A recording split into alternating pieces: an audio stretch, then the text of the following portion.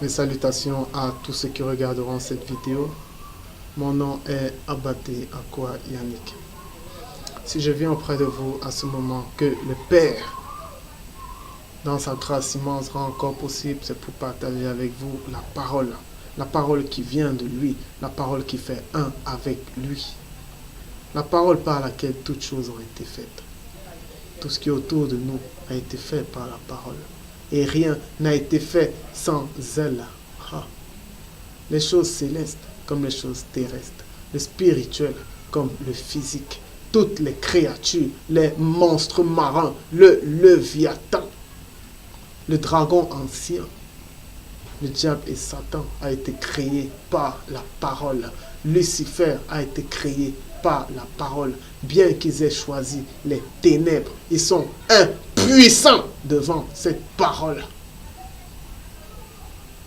Les anges et les archanges ont été faits par la parole. Les forêts, les mers, les fleuves, les sources d'eau, les hommes, les animaux. Tout a été fait par la parole et rien n'a été fait sans elle.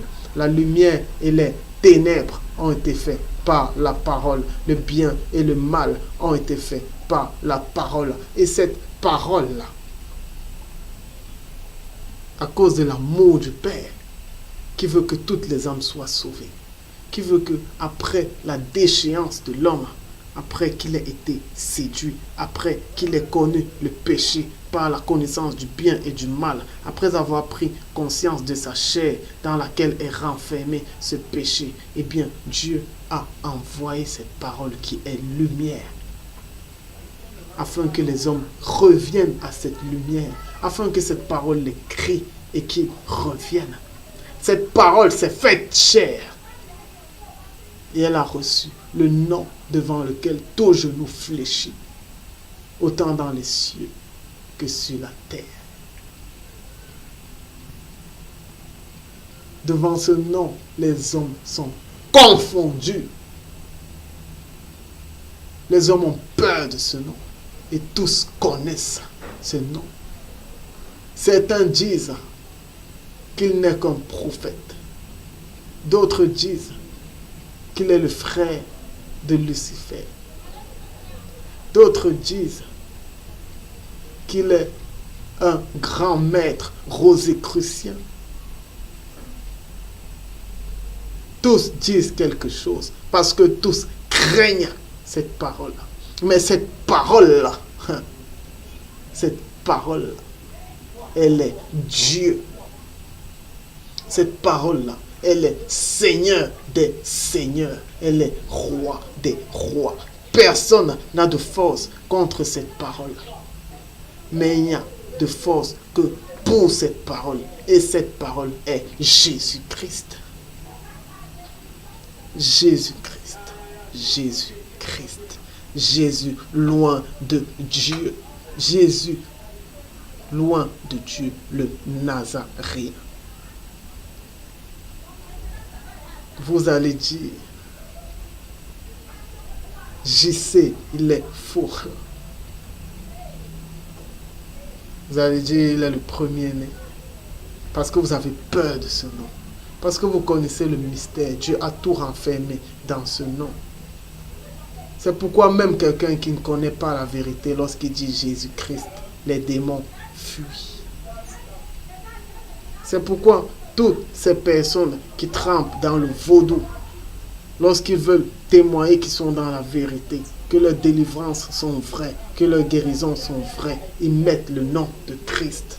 Ils mettent le nom de loin de Dieu. Ils mettent le nom de Jésus-Christ. Parce que Jésus-Christ, c'est le reflet de la gloire du Père. C'est l'image du Dieu invisible.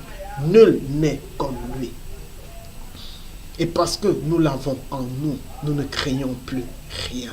Même la mort ne nous effraie pas. Notre marche, c'est la marche vers la vie éternelle. Parce que nous savons que lui, en nous, nous espérons cette vie éternelle. Nous espérons le royaume. Et notre espérance est une ferme assurance. Mais avant de commencer à partager cette parole, à manger ce pain de vie, nous allons nous recommander au Père, sans lequel rien n'est possible. Abba Père, nous te rendons grâce encore pour ce moment que tu rends disponible. Mon Dieu, c'est uniquement par ta grâce que nous te connaissons. C'est uniquement par ta grâce que nous goûtons ton amour, que nous goûtons les fruits de ton esprit. Mon Dieu, dès les surabonder en nous, dès nous éloigner des disputes, dès nous éloigner des fruits de la chair, de l'amertume, de l'animosité, des disputes, de la haine, de la querelle, des médisances, des calomnies, du meurtre, de l'impudicité, dès nous éloigner de ces choses, dès nous tailler encore aujourd'hui par cette parole, par Jésus-Christ, et nous garder fidèles à toi. Père très saint, nous te demandons pardon pour nos imperfections. Nous te rendons grâce parce que ta parole nous taille chaque jour et nous permet de marcher de plus en plus, de nous élever de plus en plus dans la montagne sainte afin d'atteindre ta sainteté, afin d'être également parfait comme toi-même tu es parfait. Nous te rendons grâce pour la grâce excellente de ton amour. Nous te rendons grâce pour la présence de ta parole de Jésus-Christ dans nos vies. Nous te rendons grâce pour la liberté que tu nous accordes dans ton esprit. Mon Dieu, daigne nous garder fidèles à toi. Daigne manifester encore plus ta grandeur dans nos vies. Père très saint, que nous nous écrasions, mais que toi seul vive. Rends-nous fous de toi. Rends-nous fous de toi. Que nous ne vivions plus, mais que toi seul se manifeste au travers de nous. Nous ne voulons plus de ce monde, il ne nous apporte rien. Mais nous voulons ton amour, nous voulons la profusion. Nous voulons rien d'autre. Nous voulons mourir pour ta vérité. Mon Dieu, nous te rendons grâce parce que la mort est finie pour nous. Parce que la peur est finie pour nous. Parce que le doute est fini pour nous.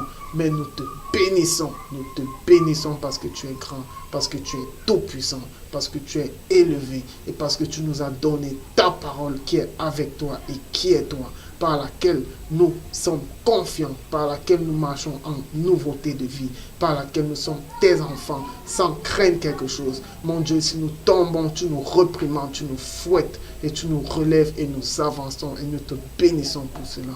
Père très saint, nous te bénissons pour la liberté que tu nous accordes. À toi l'adoration, à toi l'honneur et la gloire d'éternité en éternité, de siècle en siècle. Au nom du Seigneur Jésus-Christ de Nazareth. Amen. Aujourd'hui, donc, nous allons partager sur un nouveau thème, à savoir le mystère du rejet de Saül. Qui était Saül? Saül était un roi en Israël. Il était un roi en Israël. Lorsqu'Israël a voulu un roi, à l'époque du prophète Samuel, Dieu a porté son regard sur Saül. Je vais faire très court, je vais parler directement du fond. Saül a été choisi par Dieu. Il a reçu l'onction de Dieu. Et l'onction, c'est l'esprit. Il a reçu l'esprit de Dieu qui lui permettrait de diriger le peuple de Dieu. Saül a été choisi de Dieu. Mais maintenant, il y a eu quelque chose qui a fait en sorte que Saül soit rejeté. Et sachez une chose, c'est que tout ce que vous voyez dans la lettre en ce qui concerne l'ancienne alliance, c'était l'ombre des choses à venir. Ce sont des choses qui nous enseignent. De même que Israël était esclave de l'Égypte, de même, avant que nous ne connaissions la parole, avant que nous ne connaissions Jésus-Christ, nous sommes esclaves du monde. Nous sommes esclaves de notre chair. Lorsqu'on parle de l'Égypte dans le sens spirituel, lorsqu'on parle de Sodome et Gomorrhe dans le sens spirituel, on parle du lieu de la foule, on parle du lieu des nations. Le lieu des nations, c'est le lieu où sévit l'iniquité. L'iniquité sévit notre chair. L'iniquité sévit dans le monde qui a été corrompu. Comme la chair est corrompue lorsque nous nous laissons souiller. Maintenant, de même qu'Israël était en Égypte et qu'Israël a été délivré, de même, lorsqu'on reçoit la parole, nous sommes délivrés. Maintenant commence une route. Israël a marché pour atteindre la terre promise, Canaan. De nos jours, lorsque nous sommes délivrés, lorsque nous sommes rachetés par le sang de l'agneau, eh bien nous commençons une marche pour atteindre non plus Canaan, non plus une terre physique, mais le royaume des cieux. Ça veut dire que les choses du passé ne sont que l'ombre des choses à venir. C'est la même chose. Aujourd'hui également, Saül va nous enseigner. Saül était roi. La parole fait de nous des rois. Ne savez-vous pas que vous êtes un royaume de sacrificateurs, une race élue? Lorsqu'on dit que la parole est le roi des rois, la parole est Jésus est le roi des rois. Les autres rois là, c'est qui? Ce sont les enfants de Dieu. Nous sommes des rois. Saül avait été élevé en roi et il avait reçu l'onction de l'esprit. Lorsqu'un enfant de Dieu accepte Christ dans sa vie, lorsqu'il renonce au monde, lorsqu'il renonce à ses propres biens, lorsqu'il renonce à sa vie, à ses ambitions, à sa chair, lorsqu'il renonce à ses mauvaises compagnies, lorsqu'il sacrifie tout, lorsque sa chair lui fait mal, mais il dit maintenant je veux suivre Christ. Je ne veux plus dormir dehors la nuit. Je ne veux plus fumer, je ne veux plus boire, je veux suivre la vérité. Lorsqu'il entre dans le combat, lorsqu'il renonce à lui-même, eh bien, lorsque la parole vient et voit son effort, vient habiter en lui et commence à le tailler, commence à susciter en lui les fruits de la conversion, eh bien, il y a autre chose qui vient. C'est l'esprit. De même que Saül a reçu une onction, de même les enfants de Dieu reçoivent l'onction. Et l'unique onction, c'est le Saint-Esprit. Il n'y a pas deux onctions. Dans vos bâtiments aujourd'hui, on va dire une nouvelle onction. L'onction du pasteur, l'onction de tel, l'onction de... Vous avez déjà tellement d'onctions. Mais la seule onction, c'est le Saint-Esprit. Lorsque l'enfant de Dieu le reçoit, Saül avait reçu. Saül a commencé à diriger sur le peuple. De même, Jésus-Christ, il fait des dons de ministères. Il donne des ministères aux hommes. Il donne également des dons de l'esprit aux hommes. À certains, il est permis d'être apôtre. Bien que les apôtres ne sont plus d'actualité de nos jours, les apôtres n'existent plus. Ceux qui croient que les apôtres existent, gloire à Dieu. Ceux qui ne croient pas, gloire à Dieu. Pour ma part, les apôtres ont fait leur travail. Dans l'Apocalypse, lorsqu'on vous parle de la Jérusalem céleste, on vous dit qu'il y a 12 colonnes appartenant aux 12 apôtres. Vos apôtres qui sont là aujourd'hui, vous allez me dire où eux seront. Vous allez me dire où eux seront. Ils seront où? Les apôtres sont connus.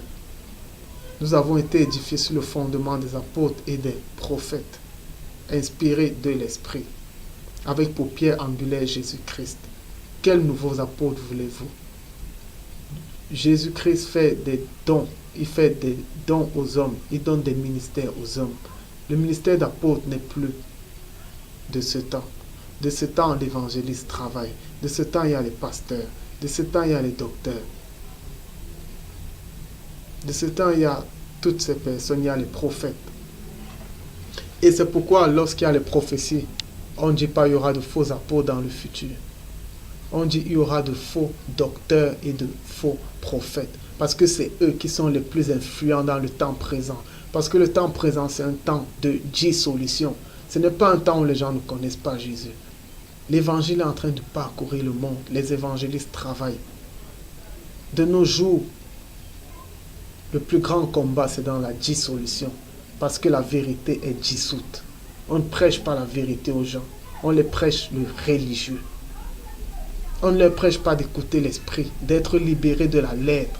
On ne leur dit pas que la Bible, ce n'est pas la parole de Dieu. On leur dit que la Bible, c'est la parole écrite. Il n'y a pas de parole écrite. La parole est esprit et vie. La Bible est un moyen que la parole utilise pour édifier. Et non la parole. Il y a des endroits dans la Bible où la parole parle. La Bible, c'est Jésus-Christ. Il y a des endroits dans la Bible où Jésus-Christ parle. Il y a des endroits dans la Bible parce que la parole, c'est l'esprit. Il y a des endroits dans la Bible où l'esprit parle. Il y a des endroits où l'apôtre dit, l'esprit dit expressément. Là, c'est la parole qui parle. Mais toute la Bible, ce n'est pas la parole. La parole, elle a créé toutes choses. Ne limitez pas la parole. La parole, c'est Jésus-Christ. Donc, nous sommes dans oint de l'esprit. Comme Saül avait été oint, vous commencez à diriger sur des gens. Vous avez des ministères. Vous avez des ministères. Vous avez également des dons spirituels. Vous pouvez avoir le don de guérison, le don de délivrance, la parole de sagesse, le don de parler en langue, le don d'interprétation. Certains maintenant, parce qu'ils reçoivent ces dons. Il y a d'autres qui ont reçu les dons, mais qui les ont pervertis. Il y a des personnes que quand elles parlent, elles édifient. Il y a des gens qui ont reçu des dons venant de Dieu, qui étaient vrais avec Dieu, mais parce qu'ils ont embrassé la lettre, parce qu'ils ont embrassé la religion, parce qu'ils ont embrassé les hommes, ils se sont érigés des titres, ils ont porté des habits sacerdotaux, ils se sont élevés. Et ils ont quitté la vérité, bien qu'étant dans la vérité. Ils l'ont quitté à cause des hommes, à cause de la chair. C'est pourquoi ne vous attachez pas aux likes des hommes, aux commentaires des hommes, mais gardez les yeux fixés sur la rémunération de Christ. Restez humble, restez modeste. Laissez les titres. Révérend, bishop, archbishop, laissez ça. Ce n'est même pas à vous de vous rendre témoignage. C'est lorsqu'un homme vous écoute, il dit que, hey, toi, tu es pertinent. Toi, ton ministère, c'est celui-ci, celui-ci. Moi, quand je vous écoute, je peux vous dire que toi, ton ministère, c'est ça. Ton don, c'est ça. Ce qui reste à perfectionner, c'est ça. Ça ne vient pas de moi. Je n'ai rien fait pour ça. Tout ce que je fais, c'est suivre l'esprit. Je suis libre de tout. Je n'ai pas de dénomination.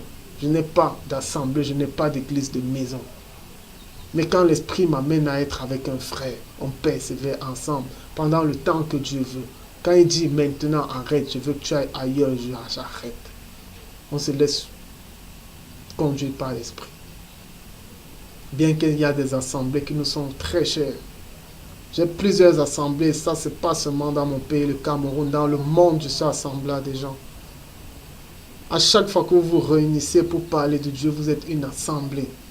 Vous êtes une assemblée selon l'esprit. Mais lorsque vous commencez à programmer des choses, vous commencez à faire des choses selon l'art et l'industrie humaine, avec des choristes bien huilés dans la musique. Ils ont rodé leur voix. Ça, ce n'est plus l'esprit. Ça, c'est déjà l'homme. Vous mettez des musiques douces lorsque vous prêchez. Ça, c'est déjà l'homme. Ce n'est plus l'esprit. L'esprit agit spontanément. Il est comme le vent. Vous recevez des dons. Vous recevez le don de guérison. Les gens commencent à venir vers vous. Parce que vous voulez les garder pour vous. Vous ne voulez pas qu'ils reçoivent l'enseignement. Vous voulez qu'ils restent avec vous. Qu'ils vous donnent les dîmes, qu'ils vous donnent les offrandes. Parce que vous avez ce don. Vous élevez un bâtiment. Et vous gardez les âmes pour lesquelles Christ est mort. Ce ne sont pas vos âmes, vous allez répondre. Si vous n'êtes pas enseignant, si vous avez le don de guérison, guérissez après laisser partir les âmes. Un enseignant va les prendre. Dès que cet enseignant finit, qu'il les laisse, un pasteur les prend. C'est comme ça le corps du Christ. N'emprisonnez pas les brebis du Seigneur. Ça ne vous appartient pas. Ce n'est pas votre église. C'est l'église de Jésus-Christ. Ce n'est pas l'église d'un homme. D'aujourd'hui, les gens disent mon église. Mon église, ce n'est pas votre église. Faites attention. Et votre bouche vous trahit. Parce que lorsque vous dites mon église, ça montre ce que vous pensez. Ce n'est pas votre église. Vous n'avez aucune église. Aucune. Mon assemblée, vous n'avez aucune assemblée. Ce sont les assemblées de Jésus-Christ. Nos corps, ce sont les églises de Jésus-Christ et pas d'un homme. De même que Saül a été élevé, les gens ont commencé à le suivre en tant que roi. De même, ceux qui reçoivent l'onction, de nos jours, les gens les suivent. Ils guérissent, ils délivrent. Mais maintenant, quelque chose s'est fait avec Saül. Ça s'est passé en 2 étapes. La raison du rejet de Saül se trouve sur 2 fronts. Premièrement, lors d'une guerre, Dieu a dit à Saül, passe tout par interdit. Ça veut dire passe tout au fil de l'épée. Femme, homme, enfant, tout. Tout doit être passé au fil de l'épée. Mais qu'est-ce que Saül a fait? Saül a gagné la guerre parce que Dieu l'avait amené au front. Il a gagné la guerre. Mais au moment de tout passer au fil de l'épée, qu'est-ce qu'il a fait? Le peuple lui a dit, Saül, garde les plus belles bêtes, on va les offrir en offrande à Dieu. C'est là où il est tombé. Il est tombé pourquoi? Parce qu'il a suivi la voie des hommes. Il a suivi la voie des hommes. Il y avait un prophète que Dieu avait envoyé dans une nation, d'aller porter un message à quelqu'un. Il est allé, il a porté un message. Dieu lui avait dit, où tu passes là, au chemin retour, ne t'arrête chez personne. Dieu lui avait dit ça. Qu'est-ce qu'il a fait? Il y a un autre prophète qui est venu le voir. Il lui a dit, mon frère, tu as donné le message, tu es prophète comme moi, viens manger chez moi. Il lui a dit, je ne peux pas. Dieu m'a interdit ça. Mais tellement le prophète a insisté, il a fléchi. Il a suivi la voie de l'homme.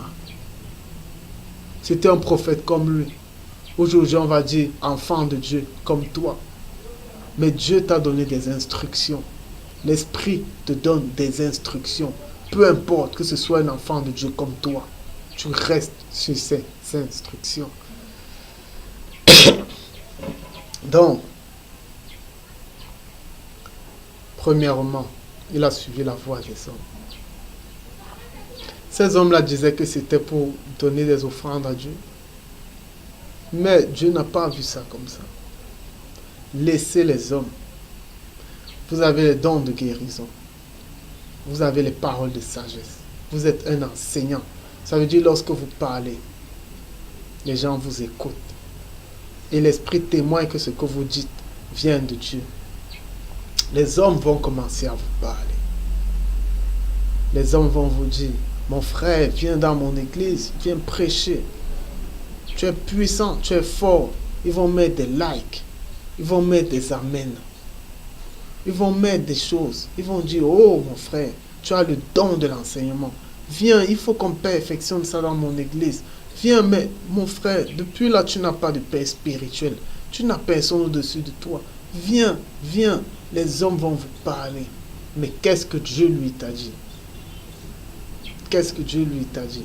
Les gens vont te dire, oh, tu n'as pas d'église. Tu ne peux pas rester comme ça.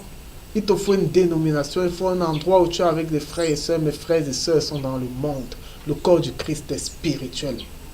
Quand l'Esprit veut que je les rencontre, il nous lie. Ne suivez pas ce que les hommes disent. Gardez votre écoute sur l'Esprit. Ils vont vous dire, oh, tu ne parles pas en langue. Ça veut dire que tu n'es pas enfant de Dieu, tu n'as pas reçu l'Esprit Saint. Le signe qui manifeste l'Esprit Saint, c'est le parler en langue. Souris-leur. Tu dis, j'ai compris mon frère. Continue ta vie chrétienne dans la simplicité. Ne t'attarde pas sur les hommes. Ne t'attarde pas sur ce que les hommes vont dire. Dieu a un chemin pour toi. Ne t'attarde pas sur ce que les hommes vont dire.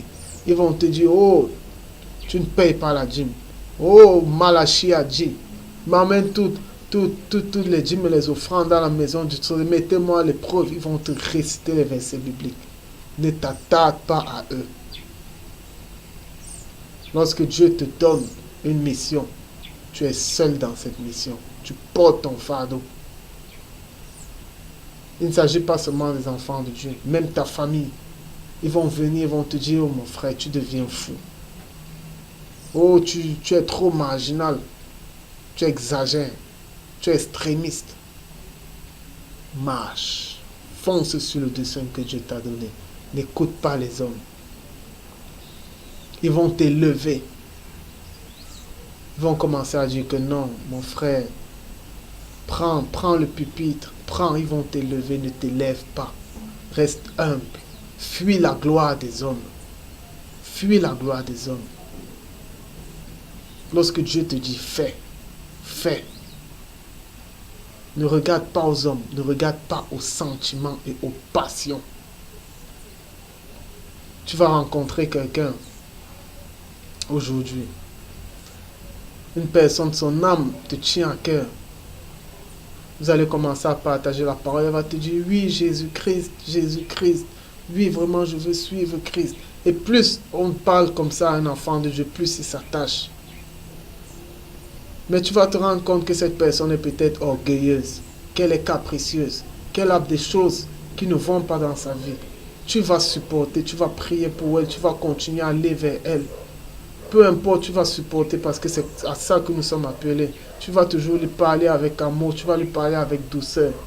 Mais le jour où Dieu te met à cœur que mon fils, c'est fini. Arrête là-bas. Que tu aimes cette personne ou pas, tu deviens droit, tu deviens sérieux. Il n'y a plus, que ce soit ton père, que ce soit ta mère, il n'y a plus de blague. Lorsque Dieu t'envoie, il dit va dire cette chose à ton père, va dire cette chose à ta mère. Eh bien, il n'y a pas de sentiment. On n'écoute pas la voix des hommes. On fait la volonté de Dieu. On n'écoute pas la voix des hommes. On n'écoute pas la lettre. On écoute l'esprit. Si vous voulez vous limiter à la lettre va vous amener dans des impasses. Vous ne saurez pas quoi faire, vous serez limité. Écoutez l'esprit. L'esprit est venu perfectionner la lettre. L'esprit amène la lettre à la perfection. Et c'est pourquoi les parfaits existent dans ce monde. La terre attend avec impatience la manifestation des fils de Dieu. Ce sont les parfaits, ceux qui vivent dans l'amour. Arrêtons d'écouter la voix des hommes. La voix des hommes, c'est également notre propre voix. C'est la voix de notre chair. La chair a des désirs contraires à ceux de l'esprit. Souvent, notre chair nous parle. Il y a des choses qui sont bonnes pour la chair. La chair doit manger. La chair doit être entretenue. Vous devez faire du sport. Parce que ce temple, il doit être en bonne santé. Vous devez manger sain. Voilà ce dont la chair a besoin. Toutes ces autres désirs, eh bien, privez-la de ça. La chair ne doit pas avoir le dessus sur l'esprit. Privez ces autres désirs. Écoutez juste la voix de l'esprit. Laissez la voix des hommes. Laissez la voix du monde. Maintenant, la deuxième chose. Samuel, le prophète, était allé loin. Saül, qui était un guerrier et roi, il devait aller en croisière. Il devait aller en bataille. Samuel tardait à venir. Saül était roi. Mais Saül n'avait pas la sacrificature. Ça veut dire que Saül ne pouvait pas faire le service du sacrifice. Il ne pouvait pas faire le service des Lévites. Il ne pouvait pas consulter Dieu selon les Lévites. Il ne pouvait pas faire des sacrifices. Il ne pouvait pas faire des offrandes. Il ne pouvait pas faire ces choses. Il était roi. Mais il ne pouvait pas faire ces choses. Samuel, qui était le seul à pouvoir faire ces choses-là, à pouvoir offrir des offrandes, à pouvoir offrir des sacrifices à Dieu, il tardait à venir. Et ça, c'est parce que Dieu l'avait rendu ainsi, parce qu'il voulait éprouver Saül. Saül maintenant, voyant qu'il tardait à venir et voyant que les ennemis allaient les écraser, il a perdu confiance. Il s'est empressé de faire quelque chose qu'il ne devait pas faire. Il était roi. Il n'avait pas le droit de faire la sacrificature. Il s'est versé dans la sacrificature. À ce moment-là, quand Samuel vient, Samuel lui dit, pourquoi as-tu fait ça? Saül avait fait quelque chose, il avait désobéi. La désobéissance. Éloignons-nous de la désobéissance. Voilà les deux choses qui ont fait tomber Saül.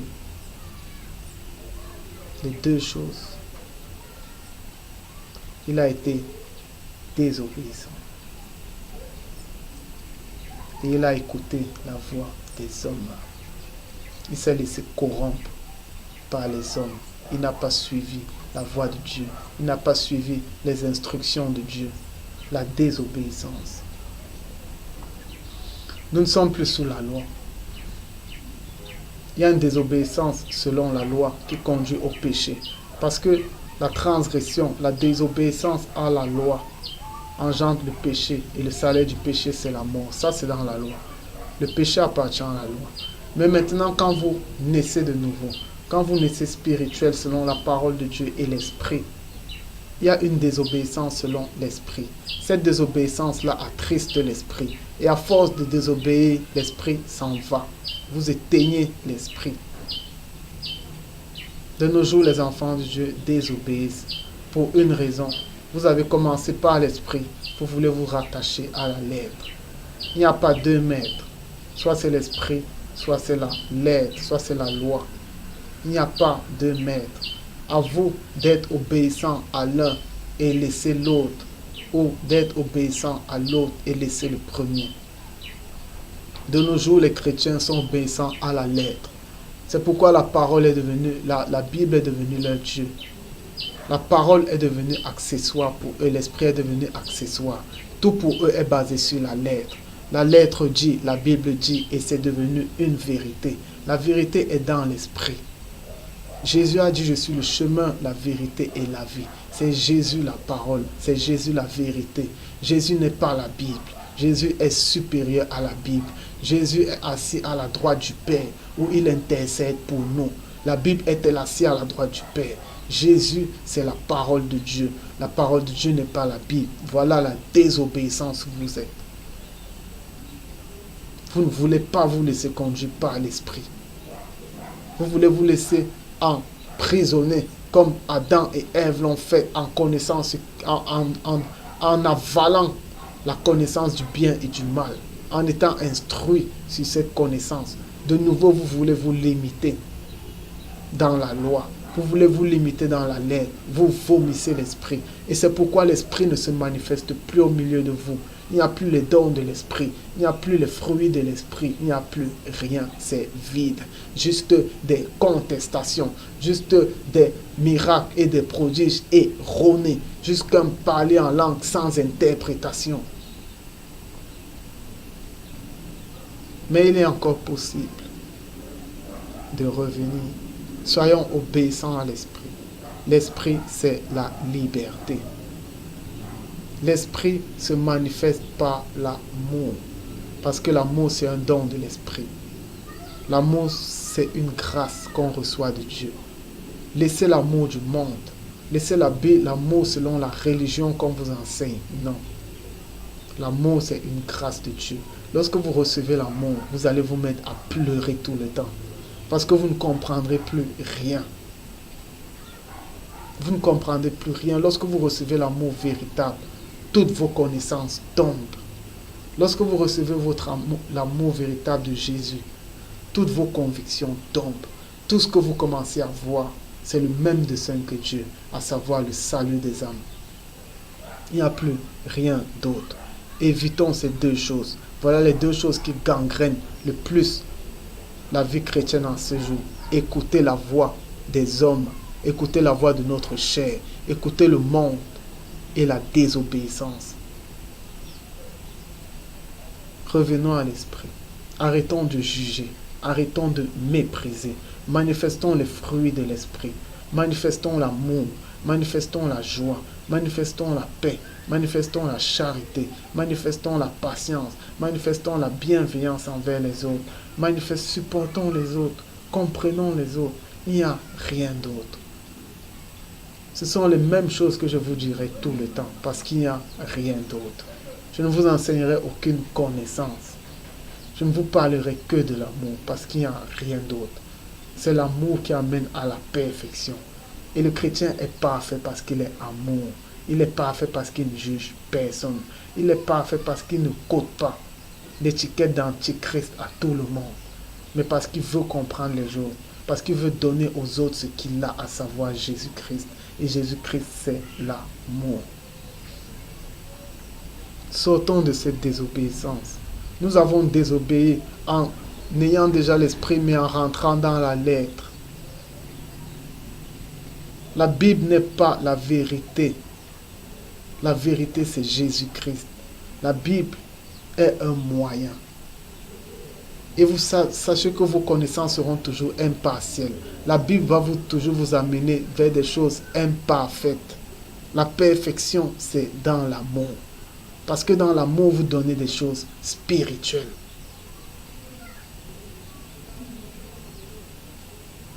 Nous allons vous redire les mêmes choses. C'est pour cela que nous avons été enlevés de la boue du monde, de la fornication, de l'impudicité, de ces mauvaises choses, que la parole nous a convertis, qu'elle nous a taillés, qu'elle a fait de nous ce que nous sommes aujourd'hui pour vous dire ces choses, que vous les comprenez ou pas. Nous allons les dire et nous allons les redire. Lorsque Dieu voudra qu'on arrête, nous arrêterons. Mais sachez une chose, c'est qu'on n'a jamais la force contre la parole. On n'en a que pour. Il n'y a pas de force contre Jésus-Christ. Il n'y en a pas.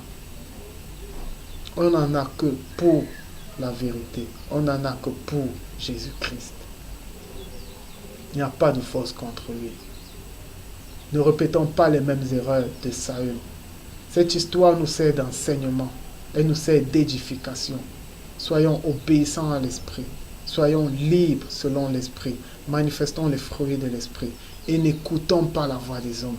Peu importe les flatteries, peu importe les élévations, peu importe les désirs de notre chair, ne l'écoutons pas, mais restons focalisés sur la voix de l'esprit. Il n'y a rien d'autre que l'esprit. L'esprit, c'est le lien de tout. L'esprit, c'est la carte mère de cet ordinateur que nous sommes. Il n'y a rien d'autre. L'esprit, c'est la parole, et la parole, c'est Jésus-Christ. J'en ai fini avec cet enseignement. J'espère qu'il a pu édifier plus d'un. Abba Père, nous nous recommandons entre tes mains. Père très saint, nous te bénissons pour ce moment que tu as encore rendu possible. Nous te bénissons pour cette édification et pour cet enseignement.